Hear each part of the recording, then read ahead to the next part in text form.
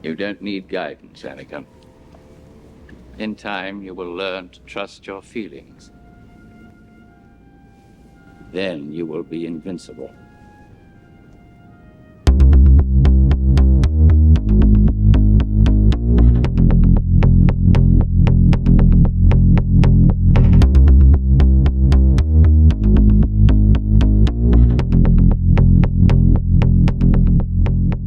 Hi there, I'm Chris. I'm Morgan.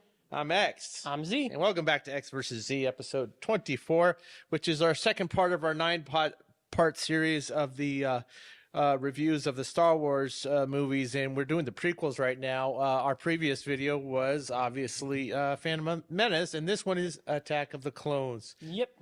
So, Morgan, by the way, people, before we get going, we really appreciate it if you gave us a like and make a comment. If you dig this vibe, then totally subscribe to our channel. If not, that's cool too. But just hitting that thumbs up makes a huge difference, and we appreciate you doing that for us.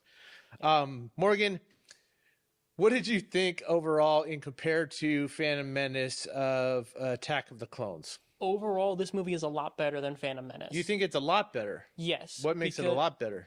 Well, not only the action is more engaging and fun, but there's more personality and character to all the characters. Like, Obi-Wan had a couple moments of levity in the first one, but here, he's kind of a sass master, and I really like it. And, you know, Padme's much more of her own agent. She has her own agency. She makes decisions and goes through with them. Okay. She's not just reacting to everything. So there's some real strong character development. There's a lot of really great visuals in this movie. Like there's a lot of eye candy, just things to look at. And you're right. I think the action is better in some areas, but it's got its weaknesses too, which carried over from the first movie.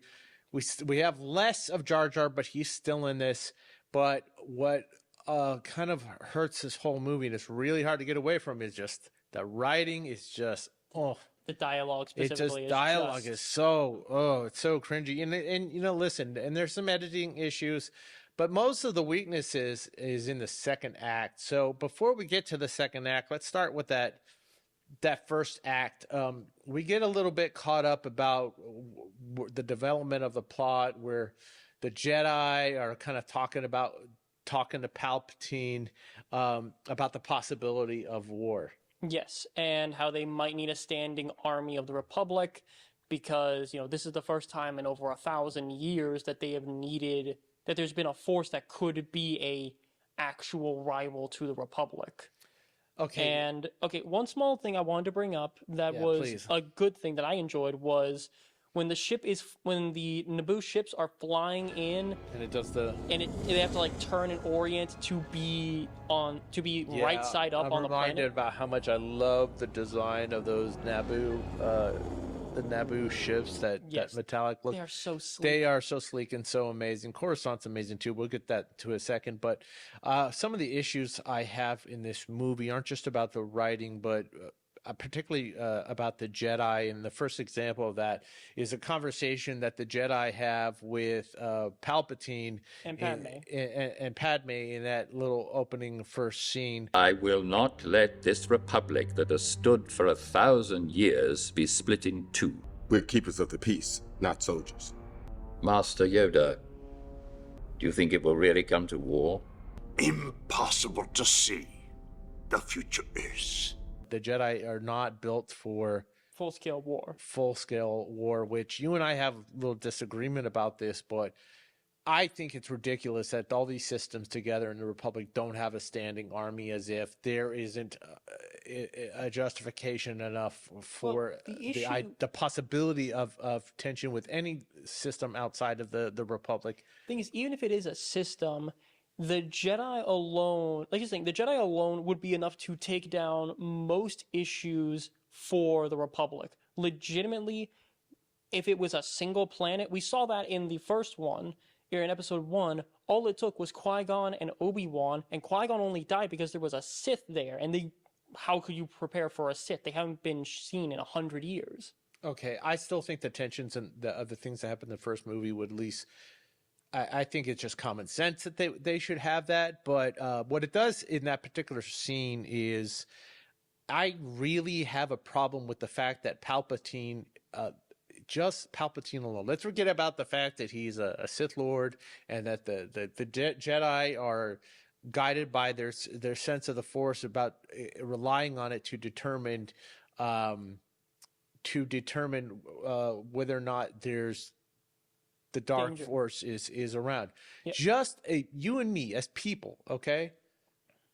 You at least have a sense of being able to read people, and Palpatine gives off these totally disingenuous creep vibes to me in this movie. Like he has a flat, and I give Ian McDermott as Palpatine total credit for being able to have this flat effect of pretending like he's trying to care, but I never believe that he cares. How the Jedi don't see this weird off-puttingness of him is really bothersome to me. If being weird and off-putting was enough to have people like, arrested or attacked or killed, we'd both be dead because we're weird and off-putting. I'm not off-putting. I'm weird, but not off-putting. That haircut says otherwise.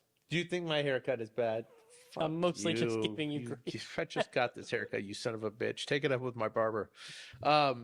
But that bothers me. It's like they totally lack personable judgment. Well, that's but remember, what's her face? Padme. Yeah, when they're talking about who's up to no good, and who could have ordered the assassination? Yeah, she mentions Count Dooku, and they say he couldn't be the one to do it. I think the Count Dooku was behind it. He is a political idealist, not a murderer. You know, milady, Count Dooku was once a Jedi. He couldn't assassinate anyone. It's not in his character. Yeah, it's not his character. That is such a blind spot on because the Jedi, and specifically Mace Windu. Look, he's a former Jedi for a reason. Well, the thing about the Jedi, she's not Force sensitive. These movies are mostly showing the arrogance and the downfall of the Jedi. They were so, for lack of a better term, up their own asses.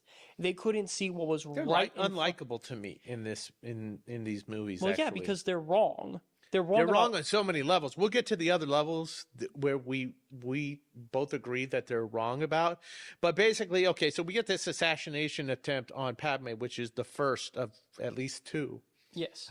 They talk about why they want her dead later in the movie, because there's a line from Newt Gunray, bad feelings or whatever from the first movie. But basically, it's a cool setup before the second assassination attempt, because we start to get an introduction of where Anakin and Obi-Wan's relationship is after 10 years of being together in Master and Padawan dynamic. There is some serious tension and disrespect on the part of Anakin. I don't think it's legitimate disrespect. I think it's more like, again, the best way to describe it is brotherly grief. Like they're giving each other grief because they're brothers. Okay. Like when they're mentioning, he fell into that pit of whatever the hell, and he's like, no, you fell into that and I saved you. And Obi-Wan's like, yes, right. Okay, well that's one thing. But I'm specifically talking about where Anakin directly disobeys Obi-Wan when they're sitting on the little couch and having that meeting with Padme. We will not exceed our mandate, my young Padawan learner. I meant it in the interest of protecting her, Master, of course. And you will pay attention to my lead. Why? What? Why else do you think we were assigned to her if not to find the killer? And he says it's in our he goes, it's implied that we're supposed to find out who your assassinator is. I don't think that's more so disrespect as it is really showing the difference in their thought process. Anakin wants to be proactive in preventing problems. Obi-Wan is content to be reactive because the Jedi are reactive. They are not proactive, which is one of the flaws of them in the original. That's a very good point to bring up, but still, it was incredibly disrespectful for him to do that. But it was to do that to Obi-Wan. Now, we talked about in the first movie how there was a brotherly kind of thing, but I'm starting to adjust how I feel about that. My own observation, your observation, that I think is more like he's a stepdad instead of a father figure, or even a brother, because there should be a distinction between Master and Padawan, even if you have an obvious approach. And I agree with Anakin on that, by the way. Oh yeah, they should be investigating. Well, again, that's because the Jedi are wrong. They should absolutely be being more proactive. They should be totally investigating. But again, that's part of the plot of these movies is the Jedi are wrong. They're too blind to their own. They're too blind because they're complacent. So we set up this whole tension between Obi-Wan and Anakin, and before we get into the fun of the zipping through Coruscant following the second assassination attempt on Padme, we got to bring up Jar Jar again because he is so... He's there. Mr. Bustin with happiness seeing you again, Annie. And I don't like using blasphemy, but he is so goddamn annoying, and I don't know what his purpose is in this movie, other than what the obvious reason is by the end of it. That's specifically. Well, he's saying that's the only reason he's there. I swear, when Palpatine's manipulating Jar Jar for whatever reason, do you think he's manipulating him? Oh, absolutely. But here's the thing. When it comes to manipulating Jar Jar, Palpatine's probably thinking, okay, I have to be this really clever person with everybody else. With Jar Jar, I can just ask him to do literally anything and he'll do it. It must be like a freaking vacation for Palpatine. Oh, my... dude, the guy just fell into his lap. I was like, this is awesome. I can pretty much take over the entire empire, but just manipulating Jar Jar. But let's talk about Palpatine for a second again, because I wasn't really sure about this, and I wanted to get your thoughts. Did Palpatine... specifically orchestrate the protection of Padme with Obi-Wan to get Anakin and Padme together? I realize all too well that additional security might be disruptive for you. Perhaps someone you're familiar with. An old friend, like Master Kenobi. Do you think he had that calculation involved? Yes. I mean, it's an easy jump for me to believe it. In some of the expanded material, they do show that Palpatine does know Anakin has feelings for Padme, so one of the main things... So yeah, he would want to do that so that he can more easily manipulate Anakin. So yes, he wanted that. Okay, fine. So that sets the wheels in motion, but before we get to all the stuff of them separating Obi-Wan and Anakin separating and the whole love story, which... Okay, but before we get to that, we have the second assassination attempt. There's more bickering between... Obi-Wan and Anakin, and he talks about the visions he's having about his mom, and we'll get to that in a second. But I really like the second assassination tip with the little centipede creepy crawlies. I think they could have a little bit more detail. I think on those things would have gone a long way because they look a bit too clean for my taste. However, after that assassination attempt fails with Anakin, I really do like how they show off that he's really precise with a lightsaber, because instead of just using the Force and flinging those things against the wall, he jumps in with the lightsaber and slices the two of them while they're on Padme without touching her at all. Okay, he's given a lot to demonstrate his abilities as a Jedi, but sometimes it comes at the cost of making Obi-Wan look weak. But that being said, Obi-Wan pulls off a totally boss freaking move. As soon as Anakin's done with the little centipedes, Obi-Wan looks and is like, robot, and he jumps through the freaking window. I love that. He grabs onto the little droid, scout droid or whatever, which to me... Okay, it seems a little contradictory to the whole idea that he's afraid of flying. It's not that he's afraid of flying, he doesn't like it. He doesn't like it, but he jumps through a freaking window, which is probably 1,000 feet up in the air. It's not like he's going to Spider-Man his way out of that shit. His entire life has been devoted to protecting things. When there's a thing that needs to be broken to protect people, he's going to go break it. Okay, so he jumps onto that thing, and then Anakin goes and finds a speeder. I like the little dialogue right there when he finally... This is, to me, one of the funnest part of the whole movie, to be honest with you. Like, the whole... The banter between them, the back and forth, just the visuals of them flying around is so much fun and really does give this sense of history with them. Like, I do believe that there could have been more banter ribbing in a friendly way, or, that kind of thing. Because that little part made a huge difference. What took you so long? Oh, Master... I couldn't find a speeder that I really liked, with the open cockpit and the right speed capabilities. You spent as much time practicing your saber techniques as you do your wit, you would rival Master Yoda as a swordsman. Yes, like one of my favorite bits is, when the speeders are going straight down and Anakin's following, and there's that one like big barge coming through, and he's like, "Pull up, Anakin, pull up," and you can see Anakin just laughing. He's laughing. Yeah, And that stuff little is bit great. right after that of, sorry, I forgot you don't like flying. I don't mind flying, but what you're doing is suicide. Okay, couldn't have anybody at some point in the design of these ships or thinking about this stuff put in seatbelts in these?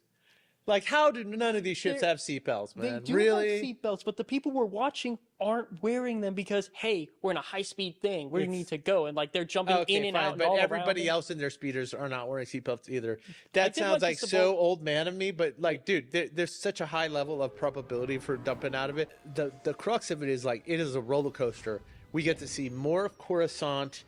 More of the landscape, more of the expanse of this city planet just by, and it's like a roller coaster ride, this whole speeder chase, which is really, really, really fun. It is, and again, the part where they're in the bit with all the flames and stuff and the power couplings, and again, there's more good-natured ribbing between the two of them. Anakin jumping off the speeder and grabbing onto, their name is Zam Wessel. That was the assassin's name. Like, all of that was so much fun. And of course, there's a really boss move by Anakin. Dude, jumping out of that ship without even thinking about it twice. I think there's jealousy on Obi-Wan's part, too, because he will never be the equal to him.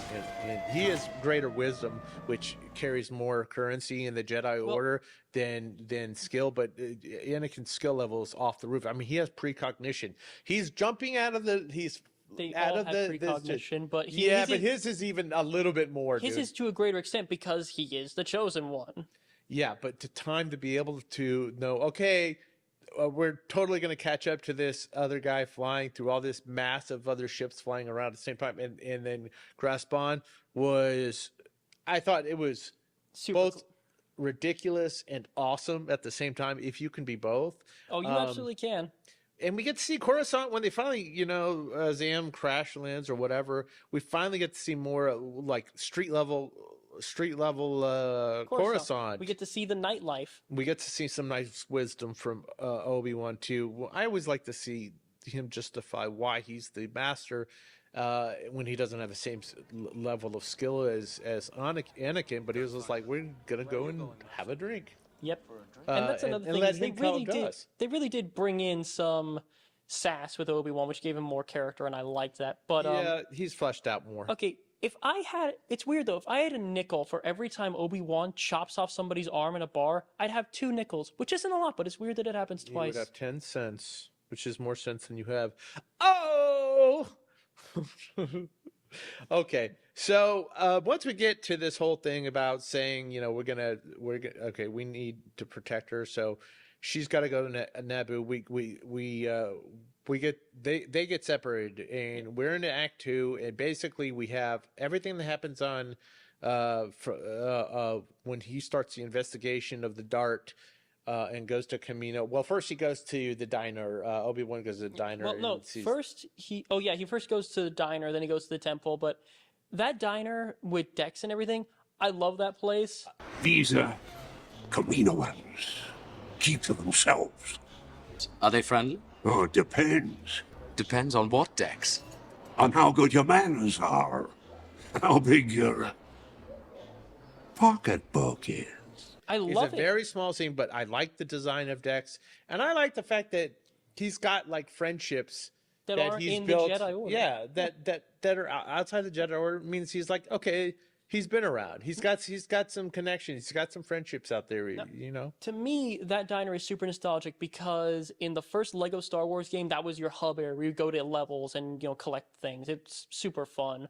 But there's one bit I did want to mention, which is, again, showing the arrogance of the Jedi, which is, if an item is not in our archives, it does not exist. And they needed a fresh perspective for a basic logical deduction, which is, they even mention it, the gravity of the star and the planet is there in the map, but the planet and the star is not there. And I'm thinking, so freaking go there. It's not hard, but instead they need a kid to be like, what if they had or what if, someone deleted the information? It's like, oh, so if you go there, you'll get it. Like, that's such a basic logical deduction. It seems like that, but and that's one way to look at it. You could totally say that it would be a common sense flaw. Well, of the not common Jedi. sense, but it's a logical deduction that's not hard to make. Fair, but it gave me the opportunity to see Yoda interact with the little Padawans. The fact that I really like that he has a significant presence in actually training Padawans. Use your feelings, you must. And I love how he has fun with them, with it being a little bit cute, with, you know... Lost a planet, Master Obi-Wan has. How embarrassing. How embarrassing. And the They're all kids giggle. snicker, yeah. It's adorable. But I love that interaction. That Yeah. that goes very far with me to establish Yoda's wisdom and how he appreciates a childlike mind to see the obvious when adults can't. I'm actually going to rescind my complaint because I think that what you just said outweighs the basic logical deduction part of it, because that is a really fun Okay, scene. you can buy me pizza later. Don't I feel your eye roll. I don't even have to look up anymore. Okay, so before we get to the love story stuff, I want to focus on the Camino stuff. I like Camino. I like the planet. I like that it's a water planet. I like the Kaminoans or Caminoans, whatever you want to call Kaminoans. them. I think that stuff is really interesting stuff. I love how clinical and like sanitized everything yes, looks. everything is so sparkly and shiny, and it's great. I adore it. I love the design of the lab. It's so weird with all these floating babies. Okay.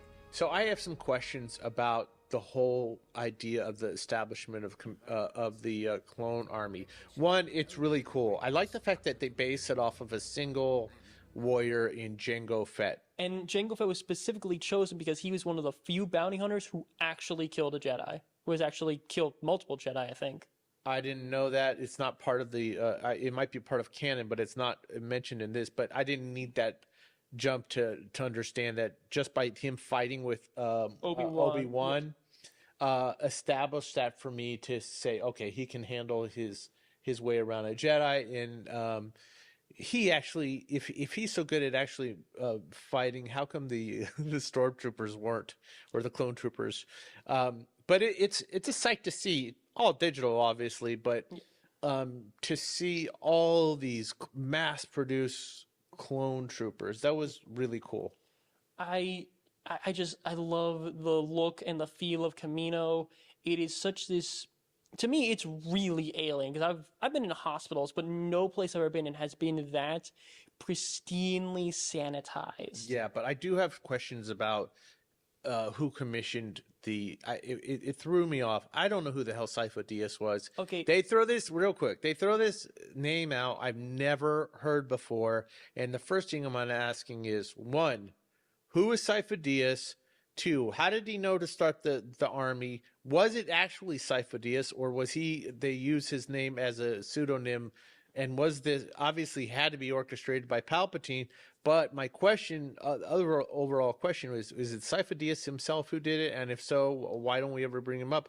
Or was Sifo Dyas used by Dooku or Darth Tyrannus or whomever? I think, okay, here's the thing. They mentioned that Sifo Dyas was killed 10 years ago, and it would take about 10 years for them to grow a clone. So my thought process is Sifo Dyas was killed, but before his death was reported, someone, whether it was Jango, whether it was Palpatine, whether it was Tyrannus, doesn't really matter. Someone went to the Kaminoans, used his name, because it's a two-pronged thing. Firstly, you can say a Jedi commissioned the clone army. Why were the Jedi wanting an army? When you're trying to cast doubt on them as well, Palpatine. then this wasn't a single act of a Jedi, and in all likelihood, it wasn't even this Sifo Dyas. It was probably Darth Tyrannus. And that's the point, is they're using a Jedi's name who's dead, so he can't say, I didn't do this. Okay, so there's plausible deniability. Exactly. Okay, that's fair. Before we get to the love story stuff of Anakin and Padme, I also want to bring up that I really enjoyed the little battle between Obi-Wan, not just on the planet, but in space too. Because one, it shows that Obi-Wan, he can handle his shit. If Anakin's not around, who is the great eraser of mistakes, apparently in their dynamic, but he can handle going up against this bounty hunter. But the stuff in space, when he's like the little battle when they go through the asteroid field, and he detonates those little mini seismic charges.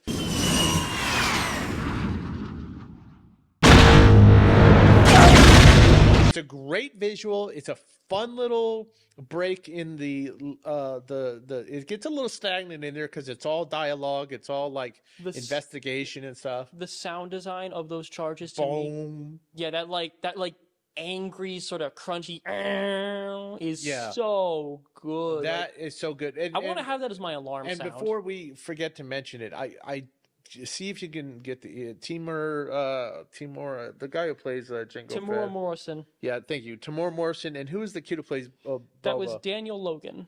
Dude, is that amazing casting matchup or what? Oh my, it is. How did they get so damn lucky? I should have looked up if they were related because they look like they could be father and son. They totally look like they could be father and son. So that was amazing. So I dig all that stuff. So now we get to the love story, which to me is the most important part of this movie, but also perhaps the weakest. I would say it is the weakest. It really illustrates how important writing is and should have been focused on by Lucas, and it just wasn't there, bro. Especially writing for a love story. Yeah, I said it with the first one, but I'll say it again for this one. If they had someone go through at least once more to make the dialogue more organic, more fun, like it would have been so much of a better movie. The script is so weak that I don't care who the actors are. They couldn't have done that much with this. But so let's. You can tell they're trying though. They're trying. So let's talk about this romance and it starts when. How did you believe? Was it believable to you? It wasn't believable for the majority of the movie to me because it's just. What Anakin says is trying to be kind of awkward and a little cheesy. But it's a little creepy. It's freaking creepy. He really comes on strong. Please don't look at me like that. Why not? It makes me feel uncomfortable. Sorry, milady. Yeah, he comes on really strong, really fast, and really... I mean, his energy, like... I don't know how his energy is attractive to her. My heart is beating, hoping that kiss will not become a scar. You are in my very soul, tormenting me. I appreciate that he's so confident, but it's just... It doesn't even feel like confidence to me. It feels like he can't even help himself.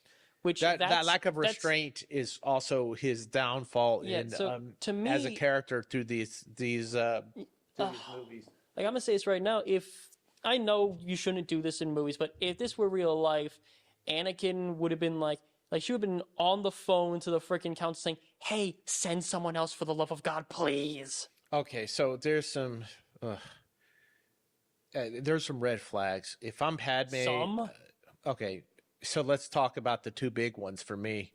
The fact that he, they're having that little conversation when they're having that picnic or whatever the hell it is, and I will say during some of the moments I do believe that they do at least like each other. Like when he's riding that big butted whatever the hell it was in the field, that was fun. I can buy they're having fun and enjoying their time together. Yeah, okay, I can buy into that, but what bothered me is that when they're talking about politics, he basically tells her he believes in totalitarianism. Yeah. Authoritarianism, rather. The trouble is that people don't always agree. Well, then they should be made to. By whom? Who's gonna make them? I don't know. Someone. Sounds an awful lot like a dictatorship to me. Well, if it works. Yep. And I just like, how does that not raise your spidey senses? Like, because she's very much into democracy. I appreciate you said earlier she has a lot of agency in this, and I really appreciate that in her. I liked her more as a character in this. In fact, she's best in this movie than she is in the other two movies. Yep. Which is great and everything. But then they get into the other conversations, like I can appreciate them talking about their childhoods and how she used to go swimming to the beach and all this jazz, and they lay out the beach and dry, and he's like, that whole little spiel there, it just didn't work. I like how they connected the sand to the differences in their childhood, but again, the dialogue is not there. I don't like sand. It's coarse and rough and irritating, and it gets everywhere. Okay, And so I want to like Hayden Christensen so bad. So there is a cool moment here. Listen, okay, so they have this whole romance between them and on Naboo, and there are moments that I thought were sweet and all that, but he gets the visions of his mother, which plays into the whole idea of how short-sighted the Jedi are in terms of the whole attachment thing. So there is a cool part. He goes off and kills the Tusken. He's going that thing where he's like, they show him going across the desert was pretty awesome. Oh yeah, with I thought it looked cool. But it's like he starts, and there's a nice little music cue from John Williams when his mother actually dies in his arms. Then you get that. That was a moment where I will say I do actually like Hayden Christensen's acting, is when he's just able to express an emotion and not have to say really bad dialogue. Yeah, matter of fact, I thought they should have had him say less. There were times where I thought he had a lot of screen presence, and he did have some charm, and there were other times he was just creepy. I feel like his performance overall is kind of uneven, and a lot of it has to do with the writing. It's just like I feel like if this script was better, these movies would be much more loved. He could have been a little bit more warm and playful, and just like I don't know, a little bit softer. A little softer, yeah. So that's uneven, but that whole sequence. Okay, so he comes back from killing, which is that real beginning of this real dark torrent. To me, I mean, like he kills an entire swath of tribe of these Tusken Raiders, and the thing to me is, I'm not going to say it feels out of character. It just feels like that to me. It wasn't enough weight. It wasn't a step towards the dark side. It felt more like the cast and crew winking to us, like, remember, he becomes Vader. Okay. To me, it should have been given a lot more weight and a lot more gravity, and they move on from it pretty quick. And when I say red flags from Padme, dude, he just kills all these people. He confesses it in that little, when he's working on whatever he's working on in the shop. That should have been the crux of that scene, but it pivots really quickly from that to him complaining about Obi-Wan and not getting proper due respect. But real quick about that, it also illustrates how the fact that Palpatine totally strokes Anakin's ego to put him in the place where he wants him to be. Here's the thing, if I believe that Anakin would have been a much more well-rounded person if Palpatine wasn't there. I know it's a moot point, that's the whole story of it, but again, it really does demonstrate just how much of an influence Palpatine really is to Anakin and how much he has manipulated him. I see you becoming the greatest of all Jedi, Anakin. Even more powerful than Master Yoda. His ire should have been more placed on his problems with the Jedi than just Obi-Wan keeping him down. The Jedi, as a philosophy, keeping him from his mother and the overall idea of having attachments, plays in the hand of Palpatine's plan anyways. And I thought more weight should have been given to that rather than him immediately going from his being bereaved about his mother to being pissed off about Obi-Wan keeping him down. By the way, Anakin throws like a girl. That's not a throw of, I want to hurt someone. That's a throw of, I just need to get something out of my hands and be... Yeah, but there should have been a little bit more rage in that scene, not just him yelling like he... And there should have been some close-ups of him just totally being dissonant. Like him... you never, when you're pensive in thought and you're just kind of like staring into space. Yeah. There should have been something like that, and the Padman should have said, what's wrong? See, a change in his personality. Yes. But the fact that she did not respond appropriately to him, like going off and like saying, holy shit, gee, this guy just killed all these dudes. Red flag, red flag. That bothers me. Okay. So he has all those nightmares. We have the transition. He throws like a girl.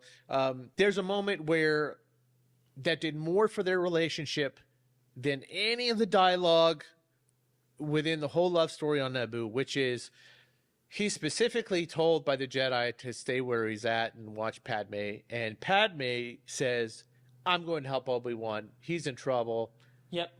On Geonosis.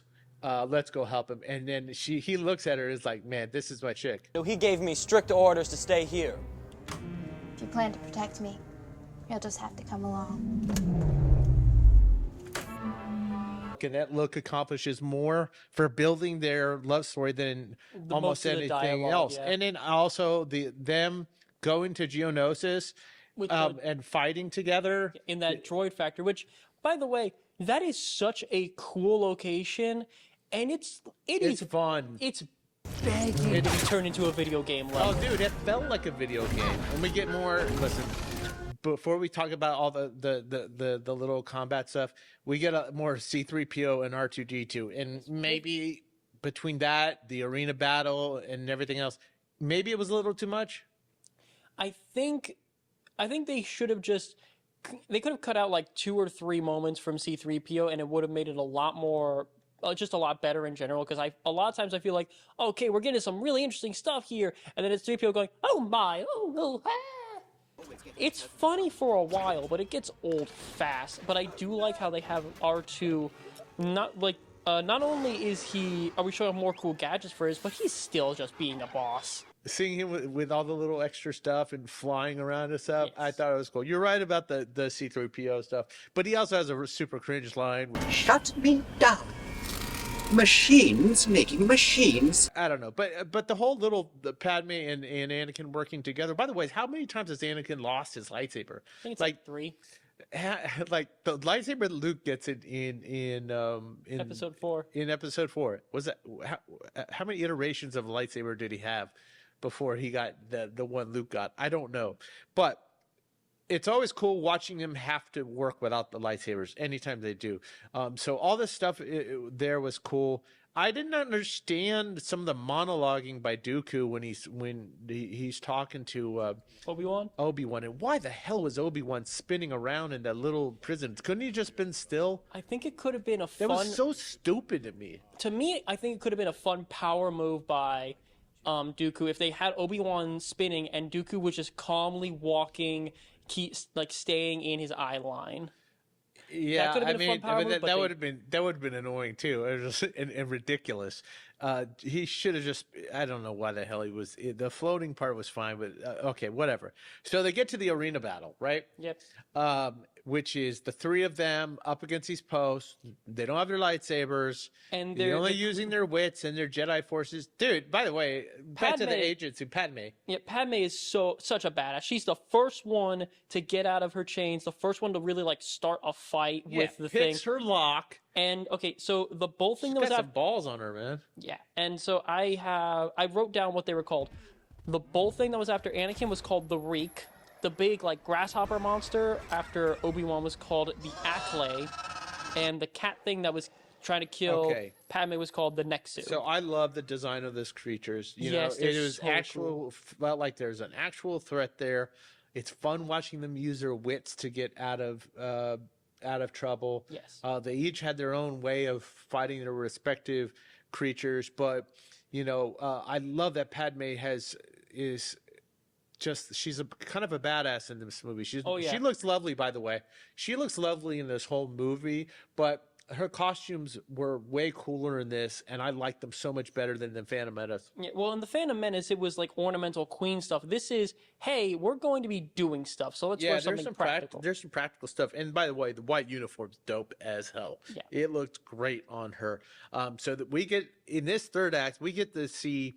One of the things that Attack of the Clones does, for all of its flaws, is we get to see stuff that I never thought I'd get to see on screen and always wanted to see on screen in a Star Wars movie, which is all these Jedi finally fighting together. It's awesome. And Mace Windu coming out with the purple lightsaber, which he finally fights and he kicks ass. Yeah, he's awesome. The only thing that kind of bothers me, I get why, because okay, Jango Fett's death to me was a little disappointing because he went down real easy, but I get why he went down easy because he just got run over by a giant bull monster. Yeah, that was really cool, and we finally get to see all the clones in action. That little part right there is cool. Once they surround the Jedi, and get Jedi, them all, and they turn the tables, and the whole battle between the clones and the droids. That's pretty damn cool. We get to see lots of cool what do you call it? Like action and action, and we get to see. I always like the vehicles. I'm like, okay, Yes. what do the combat vehicles look like? One thing does kind of bother me is earlier in the movie, Mace Windu says, "We're keepers of the peace, not soldiers." They hop right into general status really freaking quick because he's like, "Take us here, take us there, take me to the forward command ship," and they're like any experience doing that. So and they're doing real well. Yeah. I'm like, oh, okay. Whatever, because Jedi have to Jedi, I suppose.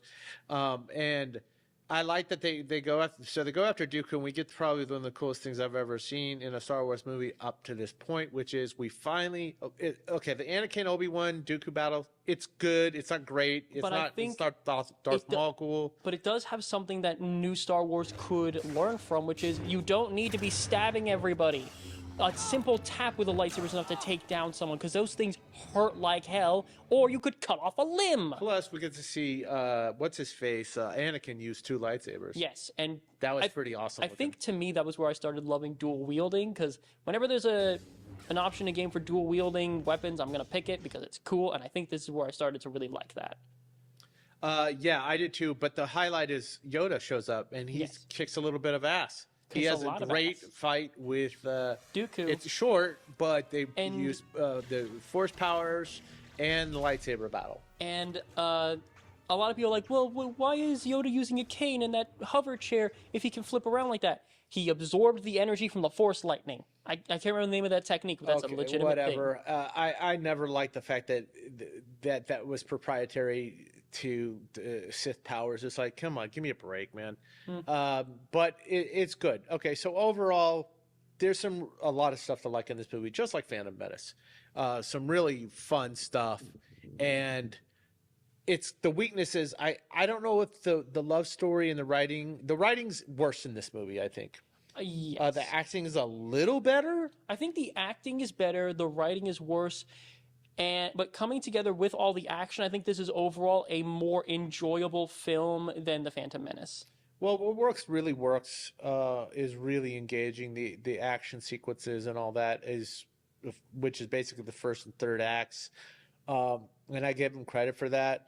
I don't know if I'm engaged, with the love story. Don't know if I'm buying it, but they get married by the end of this movie, and we're off to the races, so to speak. The only thing that kind of gets me is, Yoda has that whole line, "Begun the Clone War has." We only see the very start and the very end of the frickin' thing, though.